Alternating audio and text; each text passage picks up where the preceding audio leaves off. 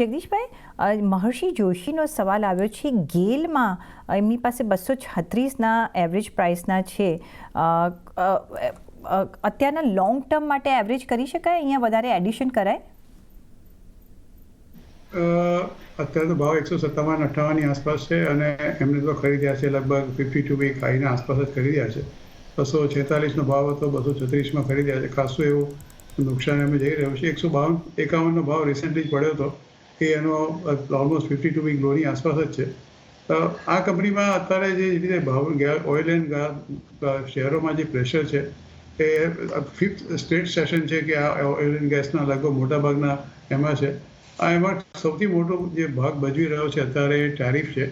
એટલે આપણે જાણીએ છીએ કે ટ્રમ્પ સાહેબે ડાયરેક્ટ ઇનડાયરેક્ટ પ્રેશર કરવાનું ચાલુ કર્યું છે કે તમે ક્રૂડ ઓઇલને બધું અમારે ત્યાંથી ખરીદો, તમે બીજા દેશમાંથી ન કરો. અને સાથે એવું કહે છે કે તમે જે બી અહીંયા અમારે ત્યાં એક્સપોર્ટ કરો છો એની ઇન્ડસ્ટ્રી તમે અહીંયા લગાડો. એટલે અત્યારે હું એવરેજ કરવાની સલાહ તમને નહીં આપું. એમને જે ખરીદ્યા છે એની વચ્ચે ખાસો એવો મોટો તફાવત છે. શેર તો ડેફિનેટલી સારો છે, એમાં કોઈ સવાલ નથી. એમાં કોઈ નેગેટિવ ફેક્ટર નથી આ પર્ટિક્યુલર શેરની અંદર. કારણ કે 16-17ના કે 18ના આઈપીએસ પર અને 7 કે 8ના પ્રાઇસ ટુ અર્નિંગ રેશિયો પર શેર ટ્રેડ કરે છે. ફંડામેન્ટલી શેર સારો છે, એમાં કશું ખોટું નથી. પણ થોડું બિકોઝ ઓફ ધી સર્કમસ્ટાન્સીસ થોડો નીચે ગયો છે.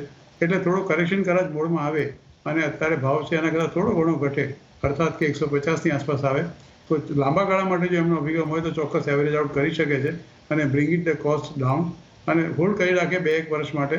જેવી આ ગેલના ગેસ પ્રાઇસીસ સ્ટેબિલાઇઝ થઈ જશે એ પછી ઓટોમેટિકલી આ બધા શેરો અચાનક ચાલવા ચાલુ થશે.